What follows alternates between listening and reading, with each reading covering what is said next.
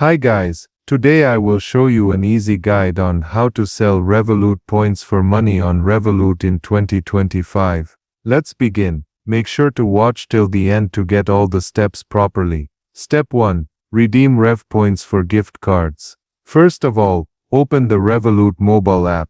Then, go to the RevPoints section. After that, select gift cards and choose a brand. Now pick the amount of RevPoints to redeem and confirm. Then, copy the gift card code and use it at checkout. Step 2. Sell gift cards for cash.